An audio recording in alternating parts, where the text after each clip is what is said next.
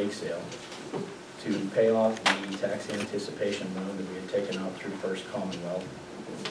The earlier we pay it off, the less we pay in interest.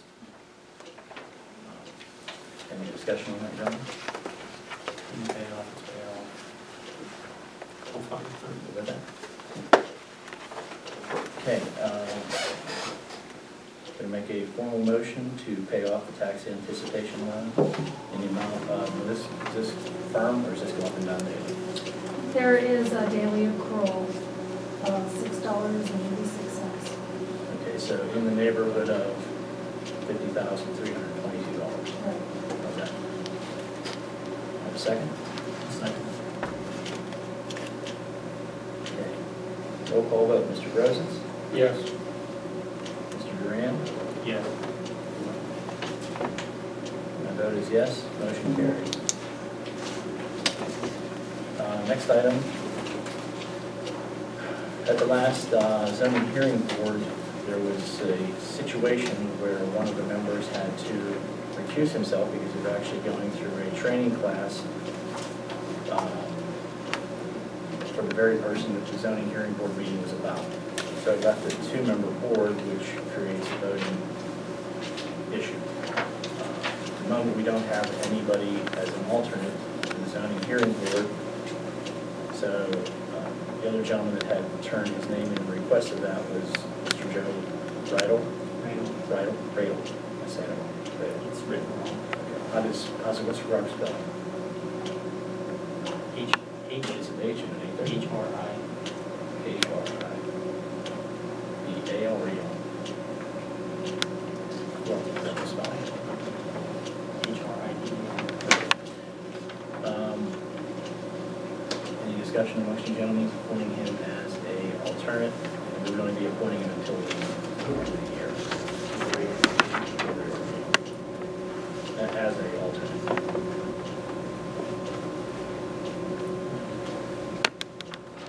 Mark, Mr. President. I don't have any discussion. Okay. All right. So you make the motion to approve him as an alternate member of the zoning hearing board through December, through the reorganization meeting Until the result meeting in January. of the zoning board. Yeah, I just want to add that in. I actually made the motion, so it's clear. Well, you know, it was to the 31st. You want to make it to December 31st? Yeah, you're probably gonna, I think you Because our may, regular meeting will be the first week of January. Till we get that other issue all squared away.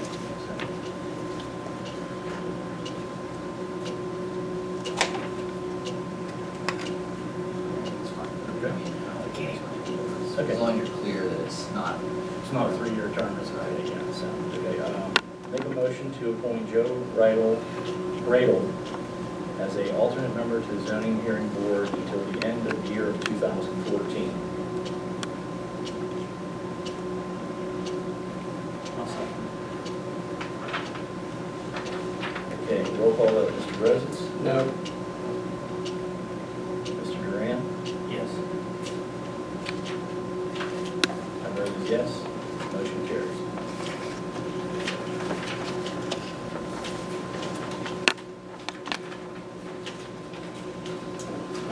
Next item is a discussion on just a discussion on a resolution that was presented by the manager to reformat the procedures of our meetings.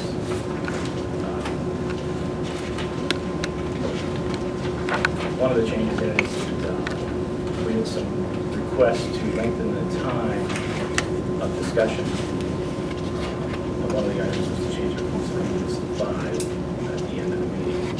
Right, this just refreshes an old resolution that you had from June of 2008, and it gives some updates. It actually does provide that there will be copies of the agenda available to the public Monday by noon. So if you're unable to make it to the meeting and you'd like an agenda, I would be able to provide you copies. Those in attendance must remain seated.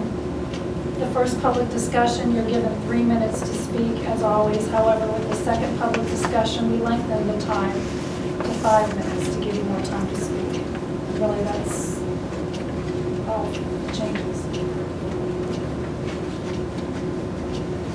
This wasn't something that we really wanted to vote on. It's just for discussion. Yeah, well, at this time, we'll take public comment on that topic only, the resolution. Was there a copy of it? Yes. There was. Obviously. Does anybody have a comment on the resolution? You have here, George? yeah, George Lucano, Beagle Club Road. It says here, general citizens' comments for township residents only. I don't understand that. So if somebody's coming in that, from the gas company, and they want to make a comment, they're not allowed to speak, or? No, that's not what it's for. Please explain what it's for. It would be for if someone came from another township, Smith Township, Fayette Township, and wanted to complain about your roads. The second-class township code specifically says that the public discussion time at your township meeting is specifically for township taxpayers only. But certainly if there was a gas company coming in that wanted to clarify something or propose something, they would do us. You say it's in the township code? Yes.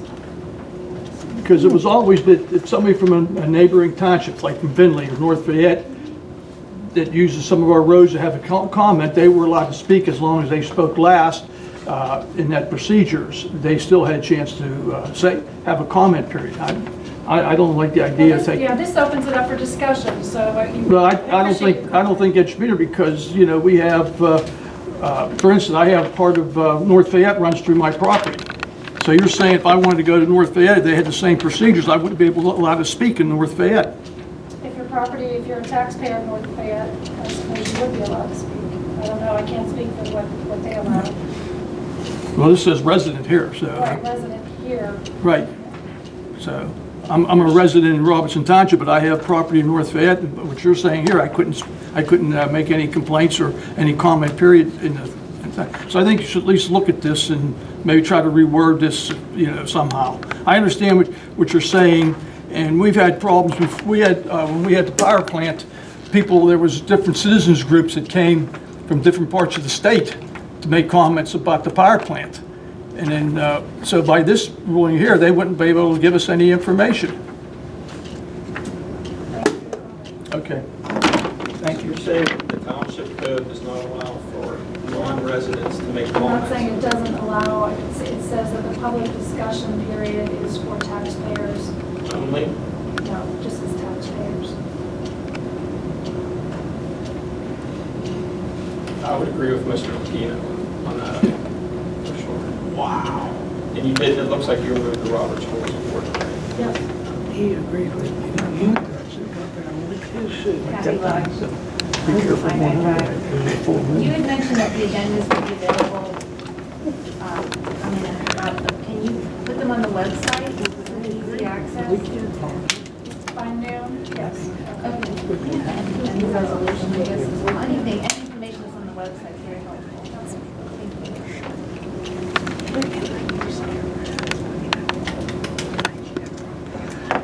Otherwise, if there's trucks hauling, say fly ash, from one township to another township, what are saying? You can't go to Smith Township and complain? Anybody else? Yeah. I live in North Fayette. Yeah, but here's a perfect example. How can you do this? To We have freedom of speech. the waste of acres in the township. So what they're saying is we couldn't complain to Smith Township about it. Legally, That's my complaint.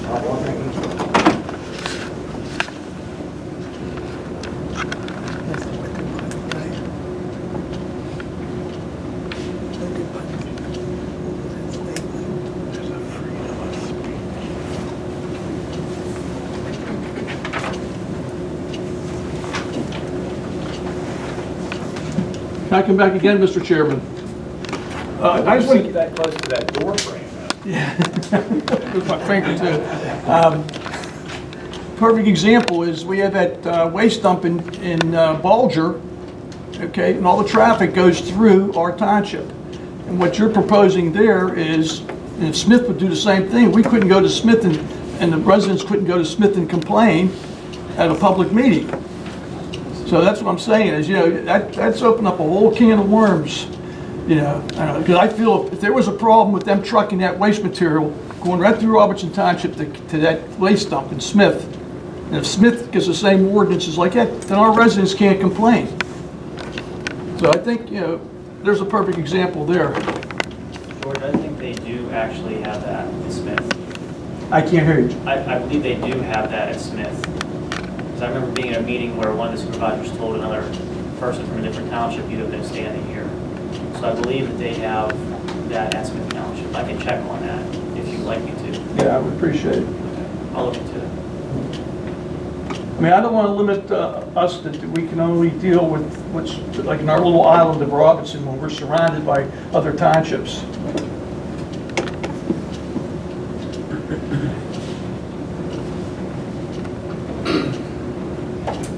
Anybody else?